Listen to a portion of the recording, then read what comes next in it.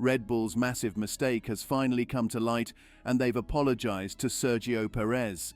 For over a year, Perez warned the team about car issues, but his concerns were brushed aside. Now, Red Bull is paying the price as their performance struggles continue. What exactly went wrong, and why did it take so long for the team to listen to Perez? This shocking turn of events could change everything. With each race, Lando Norris and McLaren move closer to winning both the Drivers and Constructors Championships. At the Aban Grand Prix, Max Verstappen's struggles highlighted how much Red Bull has fallen throughout the season. Once dominating races with a 30-second lead, Verstappen now fights for podium finishes, showing how the competition has caught up. While other teams have improved their cars, Red Bull's performance has worsened. Shockingly, the team only recently realized the issue, even though Sergio Perez had pointed it out over a year ago. Unfortunately, his concerns were ignored, and now Red Bull is paying the price for their oversight. The Aban Grand Prix wasn't a total disaster for Red Bull, but it wasn't far from it. Verstappen's rival, Lando Norris, only qualified 16th, giving Red Bull a chance to increase their lead in the Drivers' Championship. With their cars starting in 4th and 6th place, Red Bull had the opportunity to extend their lead. However, the competition is getting tougher, and their hold on the Constructors' Championship is becoming more uncertain. A nightmare Sunday for Red Bull. Sunday's race wasn't Red Bull's worst, but it came close. While it wasn't as disastrous as the infamous 2018 Ricciardo Verstappen collision, it was still a tough day. Lando Norris managed to close in on Verstappen late in the race, gaining points on the championship leader instead of losing ground. Red Bull's lead in the Constructors' Championship vanished, and it's likely gone for good. If Sergio Perez had held on for a podium finish, Red Bull might have minimized the damage. However, his collision with Carlos Sainz at the end of the race sealed their fate. Despite Perez's best performance of the season, this moment will likely be forgotten soon, overshadowed by Red Bull's ongoing struggles. The RB20's handling and balance issues have worsened, a problem Sergio Perez had been warning about since last year. The car's understeering has become so severe that it feels like driving a cruise liner rather than a race car. At Monza, the handling was poor, but in Aban, it was even worse. Max Verstappen described his car's handling in Baku as so bad that his wheels lost contact with the ground in some corners. Last weekend, Red Bull introduced several changes to their car to address these issues. While the team was pleased with some improvements, the handling problems still plagued both drivers, making it clear that more work is needed if they want to regain their dominance. Moreover, Max Verstappen admitted that setup changes before qualifying made his car difficult to handle during the race. He described the experience as not enjoyable, with the car bouncing around and losing contact with the track, especially in low-speed corners. One wheel on each axle would lift off the ground, making it hard to maintain control under braking. This instability led to significant time loss and a frustrating race. Verstappen's struggles were amplified by sliding and bouncing, issues that are critical to avoid in a race setting. Red Bull has a history of difficulties on street circuits in the ground effect era. Last season, the only race they lost was in Singapore, one of the trickiest street circuits on the calendar. This year, Red Bull's performance in Miami and Monaco, two more street circuits, also revealed similar weaknesses.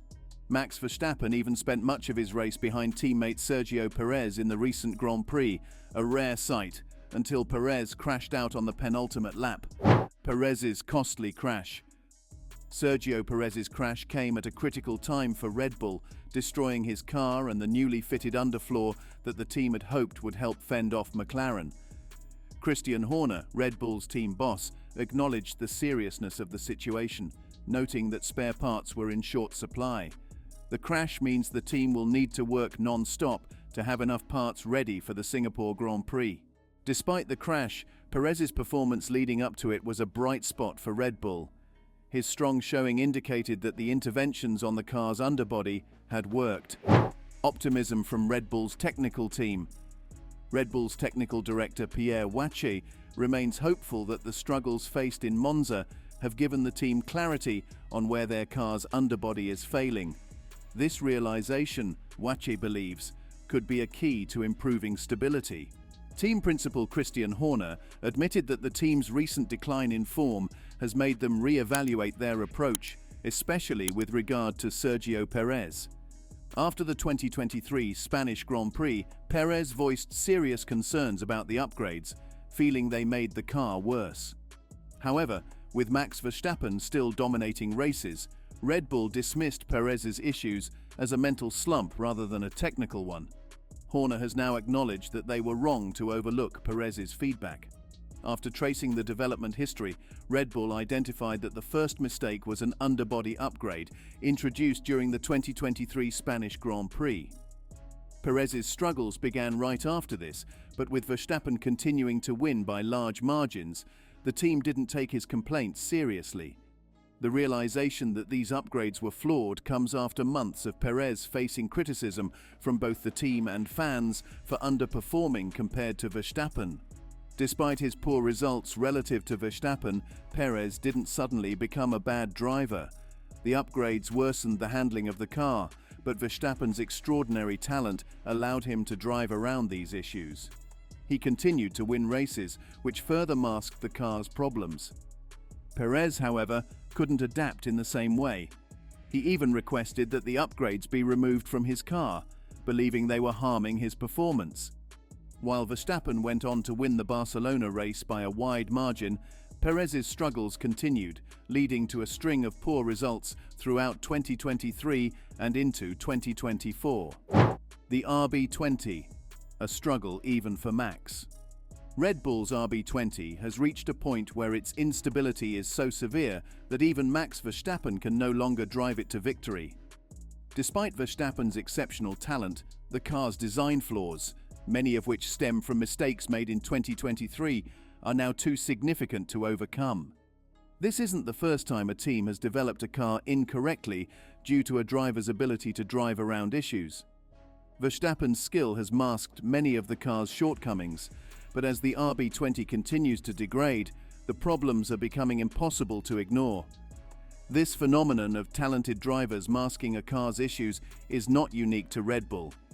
Throughout Formula One history, several drivers have been able to extract extraordinary performance from flawed machinery, leading teams to overlook the underlying problems. Fernando Alonso recently highlighted this point by explaining how having a less skilled teammate, such as Lance Stroll, can sometimes benefit the team.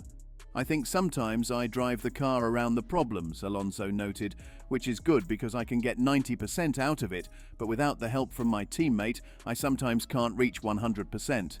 This situation also mirrors what Michael Schumacher's engineers experienced during his time in F1.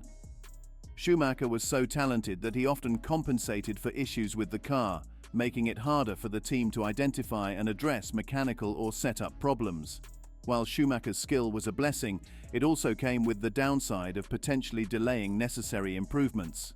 Schumacher's legacy, driving beyond the car's limits. Michael Schumacher's extraordinary talent allowed him to mask issues that would cripple his teammates. Even when his car wasn't performing optimally, Schumacher delivered flawless laps, making it appear as though everything was fine. This is exactly what's happening with Red Bull's RB20. The car has become so challenging to set up that it's nearly impossible to get the balance right and ensure the tyres are in their optimal performance window. Verstappen, like Schumacher, has been driving around the issues, but even his skill has its limits. Verstappen's RB20 setup differs slightly from Perez's, but that small difference has had a significant impact on the track. While Max has struggled, wearing out his tyres quickly in traffic, Perez has been more conservative, especially with his rear tyres.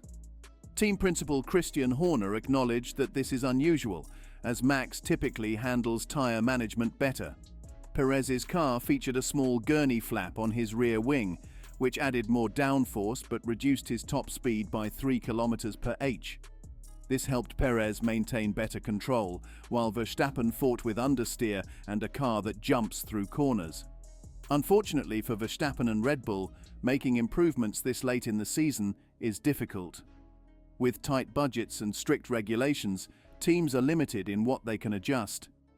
Verstappen's complaints in qualifying about understeer and bouncing at the apex of corners couldn't be addressed because the car is in park firm, meaning no setup changes are allowed before the race. Red Bull's only hope now lies in the break after Singapore. The team will have 3 weekends to regroup, assess the car, and introduce potential fixes before the final 6 races of the season.